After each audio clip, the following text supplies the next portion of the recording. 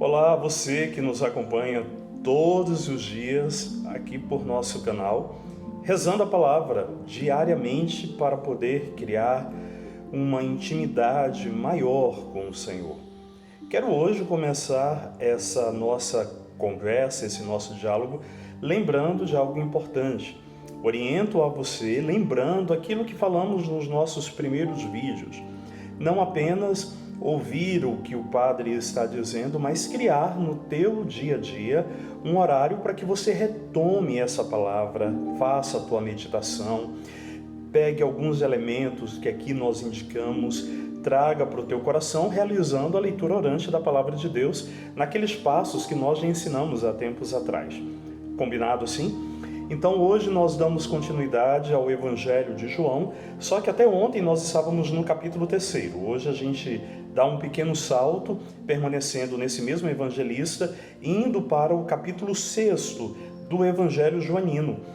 É uma reflexão que você conhece, é a chamada popularmente dita a multiplicação, e hoje a gente quer dar um passo a mais do que às vezes essa simples compreensão dessa passagem bíblica tão fundamental para o nosso cotidiano, para a nossa fé. Como eu disse, capítulo 6º de João, versículos do 1º ao 15. João, capítulo 6º, versículos do 1º ao 15. Distribuiu-os aos que estavam sentados, tanto quanto queriam. Vamos à nossa introdução, aquela trazida pelo nosso missal cotidiano, antes de proclamarmos o nosso texto bíblico. A multiplicação dos pães é um dos poucos milagres que João tem em comum com os sinóticos, ou seja, os chamados evangelhos semelhantes, que diz respeito a Mateus, Marcos e Lucas. Incluído nos 7 sinais, este fato da multiplicação se orienta para o sermão sobre o pão, que segue todo o capítulo 6. Com efeito, a multidão, é importante observarmos isso, com efeito a multidão acompanha Jesus, porque vê os sinais que ele opera. Jesus mostra-se então para essa multidão como mestre, solenemente sentado com seus discípulos. Significa também que a Páscoa está próxima. João Evangelista enaltece o milagre, introduzindo a pergunta de Jesus a Filipe para melhor ressaltar a impossibilidade humana de saciar tanta gente. O gesto de Jesus recorda a Eucaristia. Tomou, deu graças, distribuiu. Vamos ao texto bíblico, vamos à proclamação. Naquele tempo, Jesus foi para o outro lado do mar da Galileia. Naquele tempo, também chamado Tiberíades. Uma grande multidão o seguia, porque viu sinais que ele operava a favor dos doentes. Jesus subiu ao monte e sentou-se aí, com seus discípulos. Estava próxima a Páscoa, a festa dos judeus. Levantando os olhos e vendo que uma grande multidão estava vindo ao seu encontro, Jesus disse a Filipe: "Onde vamos comprar pão para que eles possam comer?" Disse isso para pô-lo à prova, pois ele mesmo sabia muito bem o que ia fazer. Filipe respondeu: "Nem 200 moedas de prata bastariam para dar um pedaço de pão a cada um." Um dos discípulos, André, o irmão de Simão Pedro, disse: "Está aqui um menino com 5 pães de cevada e 2 peixes." "Mas o que é isso para tanta gente?" Jesus disse: "Fazei sentar as pessoas." Havia muita relva naquele lugar, e lá sentaram aproximadamente 5.000 homens. Jesus tomou os pães, deu graças e distribuiu-os aos que estavam sentados, tanto quanto queriam. E fez o mesmo com os peixes. Quando todos ficaram satisfeitos, Jesus disse aos discípulos: "Recolhei os pedaços que sobraram, para que nada se perca." Recolheram os pedaços e encheram 12 cestos, com as sobras dos 5 pães, deixadas pelos que haviam comido. Vendo o sinal que Jesus tinha realizado, aqueles homens exclamavam: "Este é verdadeiramente o profeta, aquele que deve vir ao mundo." Mas quando notou que estavam querendo levá-lo para fazê-lo rei, Jesus retirou-se de novo, sozinho, para o monte. É o texto de hoje. Vamos a alguns pontos importantes dentro dessa reflexão, como sempre, profunda dos evangelhos, em particular João. O texto nos aponta o seguinte: Jesus saciou homens que tinham fome.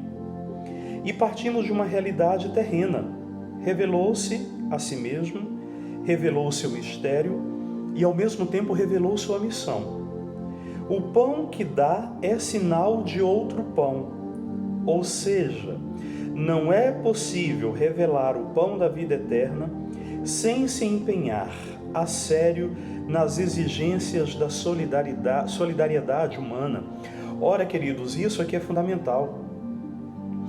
Falar do pão do céu, que é fundamental para nós, é preciso também que se fale do pão de cada dia.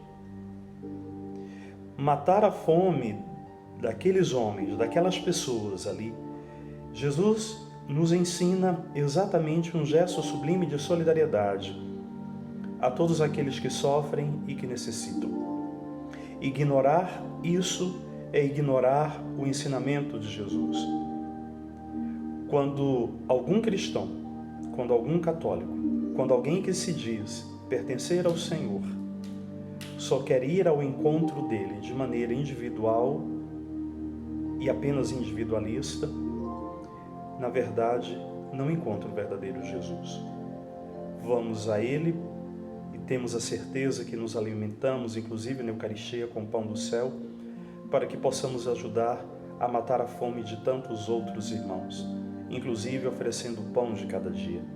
Assim, o amor dos pobres, como aliás o amor dos inimigos, é mais segura verificação da qualidade de caridade. Reconhecer nos pobres o direito de receber o pão da vida significa comprometer-se com as exigências do amor e traduzir em escala mundial a obra empreendida por Cristo. A Eucaristia distribui em abundância o pão da vida como revelação da pessoa de Cristo e sacramento da pessoa. Mas este pão de vida só é autenticamente recebido numa disponibilidade que torne cada participante irmão dos pobres. Ora, e aqui nós encontramos alguns elementos fundamentais para nós encerrarmos essa nossa reflexão de hoje. É curioso que o texto fala de multiplicação. Sim, porém, para que a multiplicação aconteça, pode parecer um pouco contraditório, mas não é. Para que a multiplicação aconteça, é necessário que haja divisão, é necessário que haja partilha. E é exatamente isso que Jesus ensina. Só foi possível multiplicar porque primeiro ele tomou a decisão de repartir e de dividir. Segundo ponto importante que o texto também nos apresenta nesta parte: Jesus não divide sozinho, não faz sozinho. Coloca os seus para contribuir. E assim isso se transfere para nós. Jesus é o pão da vida, mas para que ele chegue a outros, a tantos necessitados, é preciso que sejamos nós que ajudemos a distribuir e a recolher. E assim vem exatamente o terceiro elemento. Se queremos experimentar o pão da vida, se queremos de fato vivenciar a Eucaristia, não basta simplesmente ir até e receber. É preciso vivê-la. E Jesus nos ensina que a forma muito particular e bonita de se viver este pão do céu é indo ao encontro daqueles que sofrem, sobretudo dos mais pobres e necessitados. Pão da vida, pão do céu. Paz e bem para você.